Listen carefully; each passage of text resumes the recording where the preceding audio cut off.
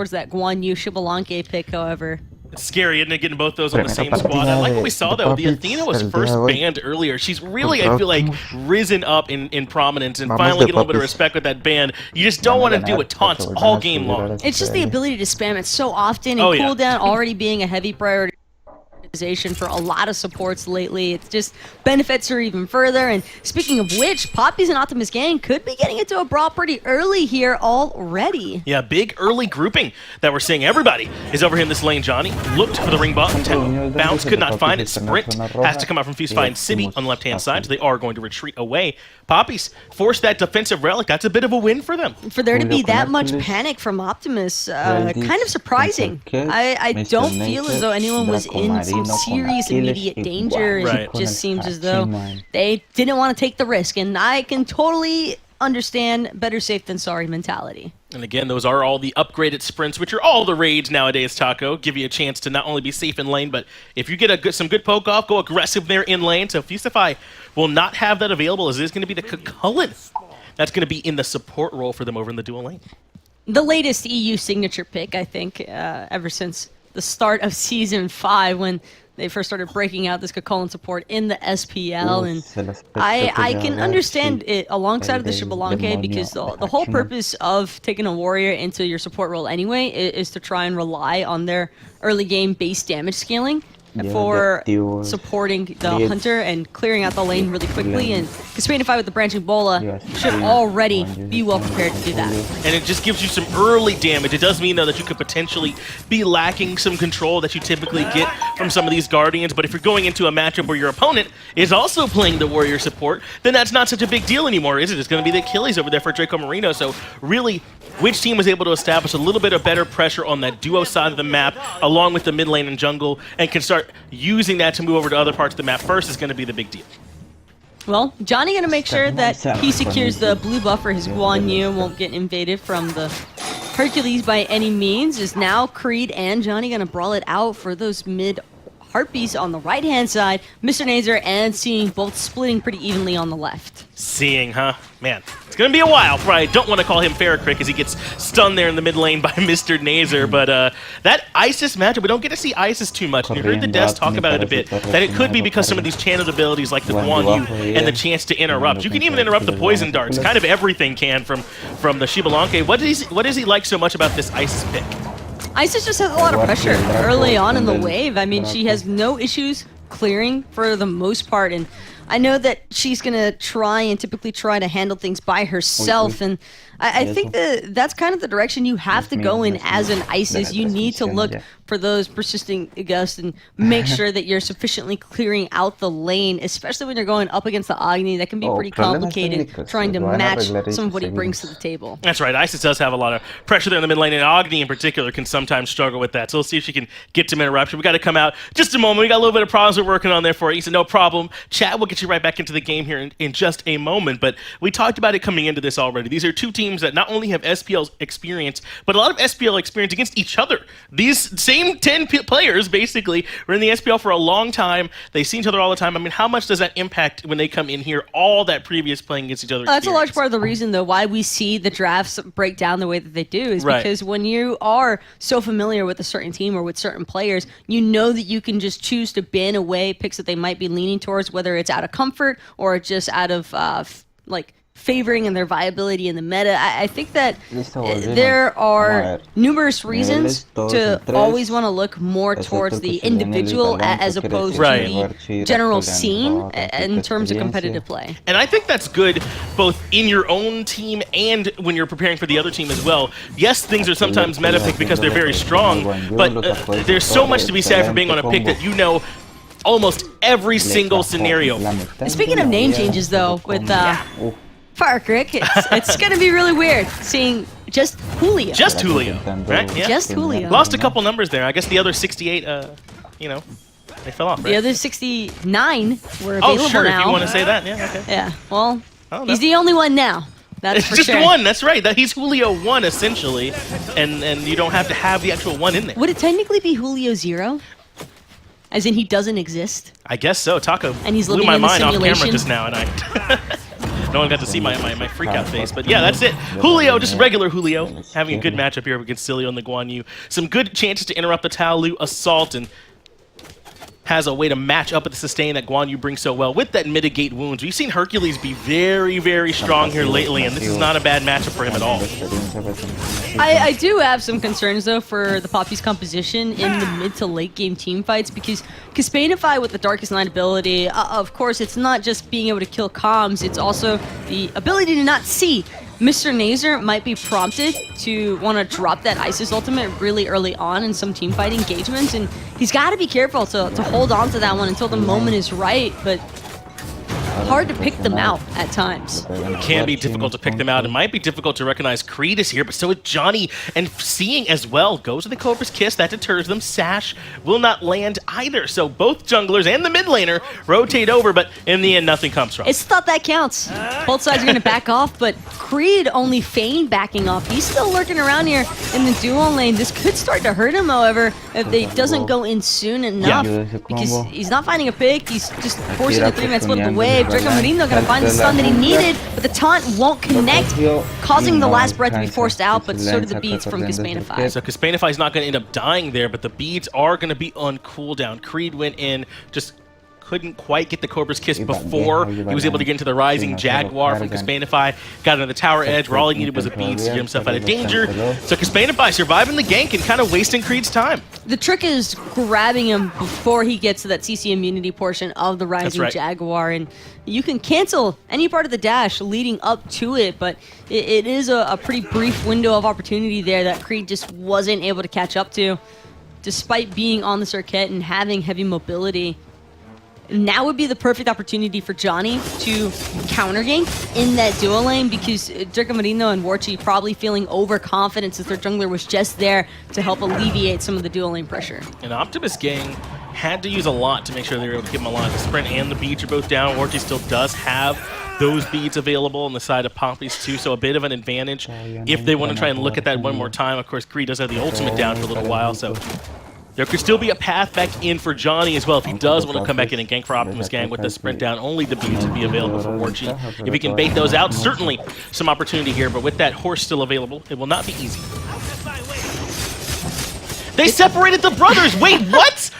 Because it's not Guan support, the other brother horse is way over here in solo, and Warchi's in. They're separating them. That's the point. Speaking of which, Julio getting under fire here out of City. Love the trade out to the ultimate. Palo Assault looking to get the last hit, just needs one more auto to do it. And he finds it. Julio getting soloed by Cibi. It's just too strong. Could potentially be more trouble. Creed gets caught by the sash, does get the last breath off, but able to heal through it is Johnny. Seeing is able to find another kill. 2 quick kills to start things off for Optimus gang, and they want another onto Mr. Nazer with the ring bounce. It's just too strong. 3 kills for Optimus gang.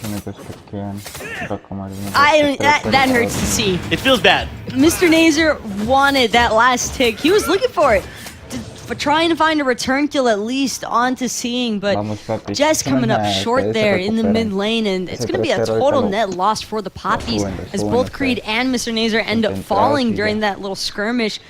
Well played, though, by Johnny, and huge shout-out to him for using that Ninja Sash to have the immunity frames to avoid the damage from the Isis ultimate. All the way across the map, back to Cibi over here trading out with Julio. I talked about some of the ways that the matchup is good for the Hercules, but if he doesn't have that driving strike available, then Talu Assault's going to make him a relatively easy target for the Guan Yu, who can kind of sustain through some of the damage. Even though he used the boulder to immune getting stunned out by the actual cavalry charge, it wasn't enough in the end. It's hard to match up that level of pressure, though, for the Guan Yu. And now that the heals are probably coming into play, Julio needs to be wary of when he chooses to use that Hercules mitigate wounds. Wants to make sure he has that one to try and keep up with Cibi. You know, it's almost like an arms race or like a game of chicken. You know, whoever kind of starts using those abilities first is the one who could potentially end up falling in that matchup, and it kind of just went Cibi's way in their last trade. He was also able to get off multiple ticks from the horse before the stun as well for a ton of extra damage. And in the end, Julio just could not hang in that fight in the 1v1, and Cibi's able to grab it. It kind of makes Julio confined towards that halfway mark on the on the lane, because if he pushes too far up, then he's just going to end up falling victim to the Guan Yu horse and chase down factor, because Driving Strike only takes you so far, and usually a Guan Yu is able to close that distance with that secondary ability being a dash. Back over in the dual lane, the only area where there has not been a kill yet, as everyone else has kind of experienced some action. There was a gank from Creed earlier, but Xpanify survived it with the beads. He has those back and available to him as Draco has to back. Xpanify, does he have at least 2 stacks in that passive right now? I'm actually curious, because his autos are hitting for 94 on the support, and that's with Draco Marina having opted for the reinforced Greaves. It's certainly possible here at this point. If we could see the player damage, that'd give us a pretty good idea there of where Xbalanque is at just right the one. now. Yeah, it's only one. But still, has good damage. It's 1845 right now at this point, but the faster we can get that stacked up, the better. He is a good bit ahead of Warchi just in terms of how the trades have gone so far. That's going to help out a good bit. I also like that Johnny's really making sure to keep track of these heartbeat timers. I think that's a huge part of jungle farm that some more inexperienced junglers tend to overlook, and at competitive levels of play, those are probably some of the more significant pieces of early game farm available to you on the map. They're worth a lot as the stun comes out from Draco Marino, because Xpanify kind of just stands tall and continues throwing some autos and happy with the trade. Does have Fusify rotating on the backside, but Papis recognize that they have a ward there in the jungle and just go ahead and back right on up. Xpanify also already has a Devour Gauntlets online. Same could be said for Warchi, so both these hunters clearly prioritizing their self-sustain over everything else. Speaking of which, Draco Marino going to be forced into that Fatal Strike back underneath his T1 tower as Fusify just achieves the Cocolan transformation. Yeah, that's the right time to leave if you are Draco Marino, right when that transformation's coming out, so I don't fault him. It is a bit of a win, though, as they take away that ultimate. Now Optimus Gang have the chance to go for the invade on the red buff, and they very much will. No one from Papis can rotate over to get it. In fact, they're going to go fight over the purple buff as well, and Johnny has a target up in the air. Looks like it's Draco Marino, and he's in a whole lot of trouble. All too easy for Johnny to clean up, and I am definitely starting to see some of the benefits of this Najah pick, because a lot of the Papis gods don't really have a ton of CC immunity available to them. Once they expend their ultimates, they're just sitting ducks, and Johnny making full use of it, punishing Draco Marino for having been forced out of his Fatal Strike just moments earlier. And they're doing such a good job of communicating across the map. When they know their windows of opportunity are, they're coming over and capitalizing on them right away. And Mr. Nazer wasn't able to be there for the red buff, and consequently not able to help out on the invade on purple either, because he's gone full cooldown. Look at his build. He's constantly forcing Mr. Nazer away with those bombs, with the stuns. It's such a difficult life trying to go up against that. Well, that's exactly what you'd want to happen, though. I mean, having so much freedom in the mid lane is going to be the perfect opportunity to try and prevent Mr. Nazer from being that heavy early game presence that you'd expect to happen from the Isis. I think that Agni was the perfect matchup here that Optimus Gang could have opted for. Just having so much spacing control contributed into their draft really nicely, and I think that also Johnny on this Najah with the ability to isolate any individual if he connects with that ultimate is also super detrimental against the Papis too. Johnny making the rotation over one more time. Warchi appears to be recognized that this is happening. Draco Marino again in trouble in the mid lane, gets the stun. That means Creed can now come in and go for a wild ride on top of the bucking Fusify, who is able to move away, but Singing comes in, too much damage, and the ring bounce gets it done. Now the ultimate available. Johnny trying to set himself up for a double kill if he can find it. Draco Marino goes down. Ooh, really nicely played there, though, by Sibby coming in to help assist the team. Seeing gonna clean up those right heartbeats as Johnny gets the triple kill onto Mr. Nazer underneath the T1 tower. He's doing whatever he wants. Jitsu comes in, stun on the Sibby, who does get plucked back in, but the heals are too strong. Quadra kill comes out for Johnny, and he's got a chance to set up for the pentakill. Julio might be a little bit too strong. He wants it. Johnny's underneath the tier 1 tower, but cannot chase out the Hercules. Julio's just too strong. Mildly robbed there, but what can you expect against the Hercules? I think that overall, Optimus Gang never going to complain about their Najah cleaning up house against the Poppies. And T1 Tower still survives for the moment. However, this could be the end of Johnny. Yeah, this might have been too much here from Johnny. Does it? A little bit of sustain, but the sprint comes out. He's so fast! With the speed buff, though, they cannot catch back up to him. Johnny not only finds a quadra kill, but somehow gets out with his life. Speed buff plus the movement speed off of the ring toss, and just not a chance, even with the sprint, that Papis could catch up. And now Julio, not wanting to completely lose out on this rotation, gonna stick around for a little bit longer here. His blue buff will be protected thanks to Creed. But Sibby has just been steadily farming away in that solo lane, and you can already see that wave being pushed underneath the tower is going to end up getting split between two members as opposed to Sibby collecting it all for himself. So Johnny wasn't fast enough just now, right? He needed more movement speed, I think, is what he needed to go with. That's why now he has a wing blade to go along with it. Even if a slow comes down on him, like from Mr. Nazer, they've got, or from Warchi on his ultimate, he's gonna be even faster, Taco. What? All jokes aside, though, that's probably the perfect pickup because you're Ninja. You want to be able to prioritize some of the squishier targets, and Mr. Nazer and Warchi, probably two of the best gods to be ulting as a Ninja, have slows in their kits, and so Wingblade just going to make sure that they can't properly escape, or at least try to make sure they don't escape. That's right. If Mr. Nazer goes for the Dispel Magic to try and get away from him, or if Warchi gets up on the horse, on the mounted archery, and drops that slow on him, Johnny's actually going to be even able to close the distance that much better as a result, as he again starts to move aggressively into the jungle.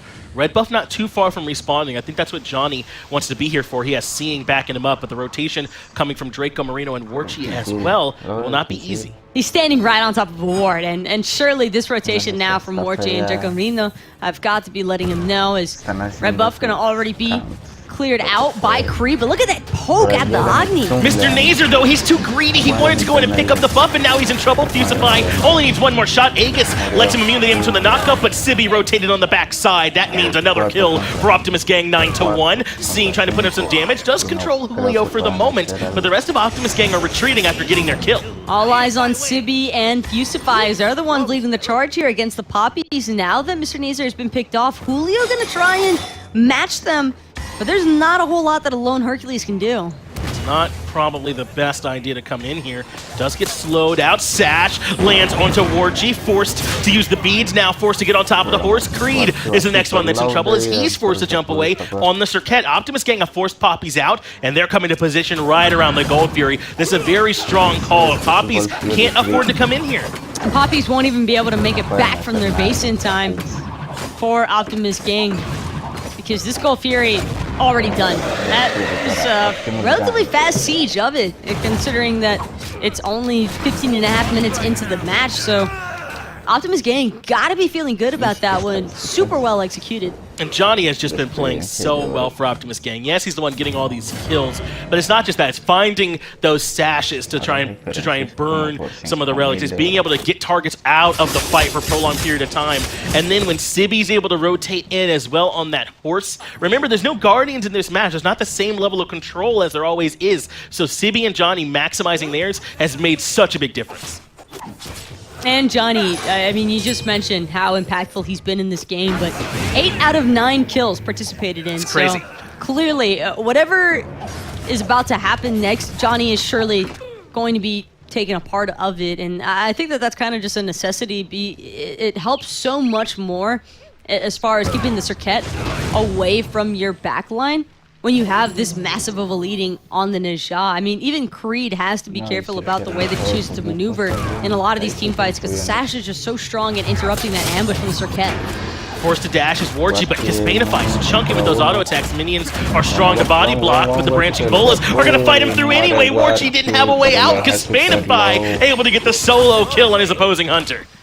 I don't even think the Caspanify even used the Rising Jaguar off of the poison darts for extra confirmable damage. I think he was just holding on to that cooldown in case he needed it later on, but huge creep wave. Still not going to be enough to help out Warchi, and Draco Marino needs to be careful he doesn't get picked off as Seeing loses his purification beads, Perfect. and love this by Creed. He immediately goes right to the target that does not have beads, but the boulder comes through from Julio, and Seeing's incredibly low. Creed is able to find the second kill for Papis. 17 minutes into the contest, Sibby looks for the stun, can't quite find the target as Fusify gets the Mezos on multiple members. No Spirit Ball is able to connect, but the pluck and the pull force the beads out of Caspanify. Trying to sustain off of this Guan Yu, but it might not be enough. Sibby's already out of mana as Rising Jaguar just barely gets Caspanify out from dead. Johnny's still working by himself, but he's getting controlled right now entirely by Julio. Execute Threshold and execute successful. Draco Marino is able to take down Johnny. Finally, the Papis have shown up to play with 2 quick kills for themselves. Not able to quite catch Sibby there with the pull back in as Julio takes a good bit of damage underneath the tier 1 tower. Papis kind of got to fall back here. Not quite as tanky as he was aiming to be here, and Papis, although they have fallen back for the moment, Johnny's still dead for another 25 seconds. This is still a power play opportunity here if the Papis wish to take it. Pyromancer might have been a good idea, but instead they're just going to make quick work of those oracles and fall back to their side of the map. Sibby and Fusify playing zone duty here on the Pyromancer, kind of just showing face to push the Papis up and away this Pyro. Well, Sibby and Johnny, those were the 2 that have been getting it done for Optimus Gang up to this point, Taco. Well, Papis get it done with Julio and Creed. Julio forces beads, and instantly Creed's in there to capitalize. I really like the full punish too of the over-aggression from Optimus Gang. I think that they went a little bit too far in by themselves, or at least their carries did. And sure. So being shoved immediately backwards is just the Papis kind of reminding them, it's a little bit like a rattlesnake when you think about it. They get too close and warning signs are there. That's right. And they still chose to ignore him, so they got punished for it. Yeah, Papis eventually just bit him. That's kind of what ended up happening there. And Optimus Gang kind of paid for it in that one fight as Draco Marino this time a little bit far forward on his own. He'll take about 30% of his HP for the trouble. Spirit Ball comes over the wall just barely. Does not connect with Johnny, so he'll have a chance to retreat. But finally, a good fight from Papis. I know you were worried about their mid-game. What more do you need to see from them to try and get back into control here? Well, I think that Creed is going to have to keep doing what he did just there in that moment, looking for the taunt spam off of the Last Breath and the Deathbane damage, and that's going to be the key to success here for the Papis.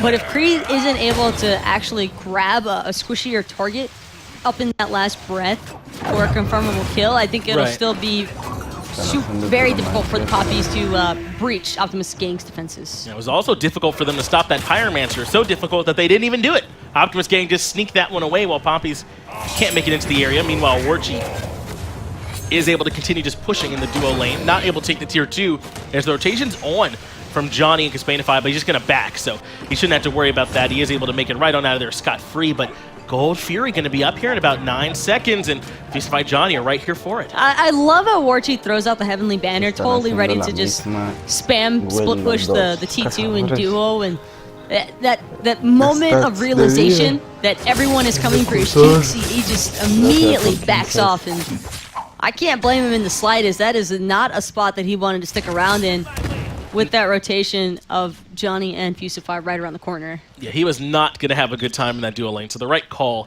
to back away there from Warchi. Just take the tier 1 and get what he could to try and even some of the...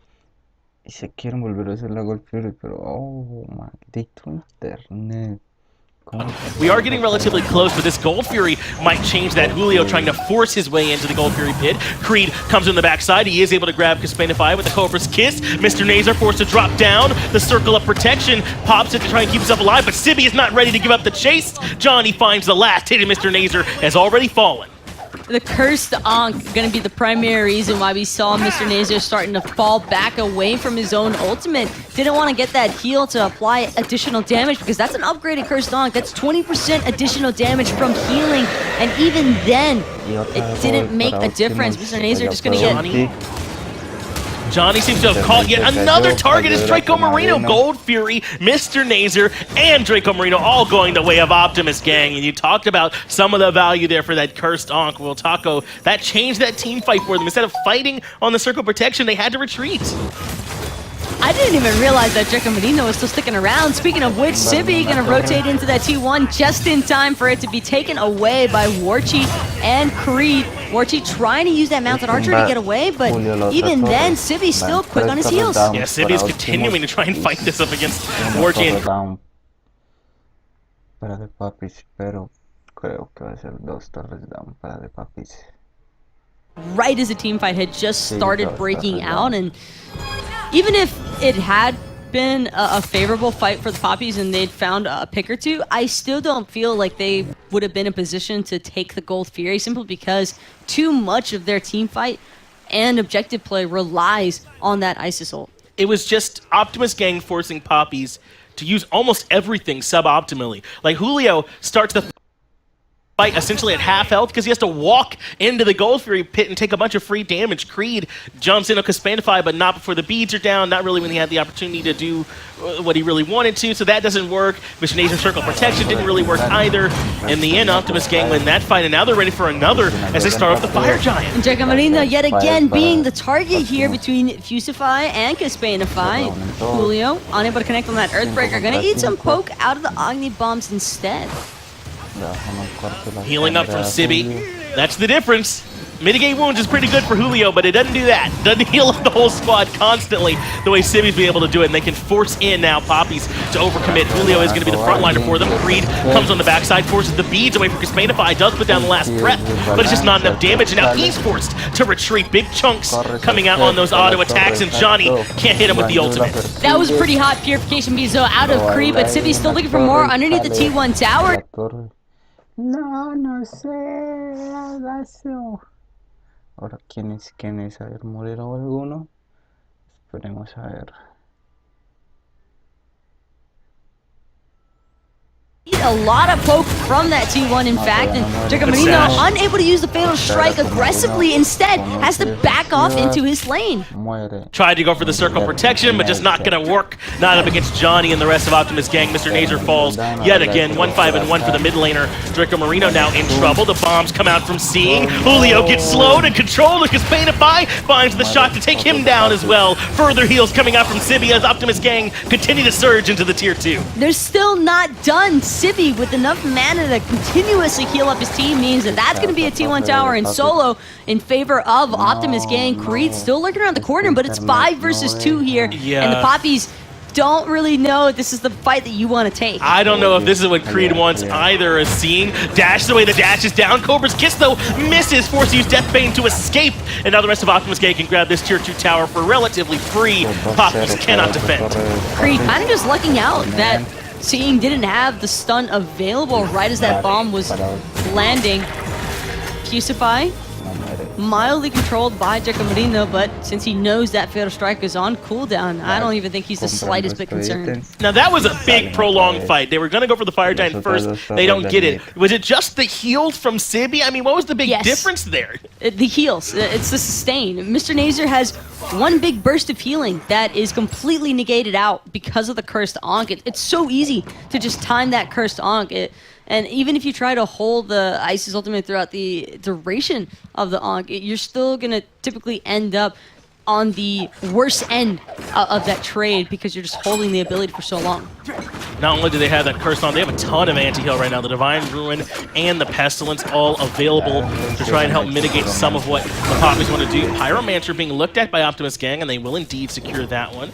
Sibby able to 2v1 in the mid lane because he's a level 20 Guan Yu and does what he wants. Quite frankly, I think that the Papis handicap themselves here. I still feel as though Guan is one of those gods where, sure, his healing is not the only thing he has to offer in a match, but it is devastating enough during these progressed team fights that why deal with it?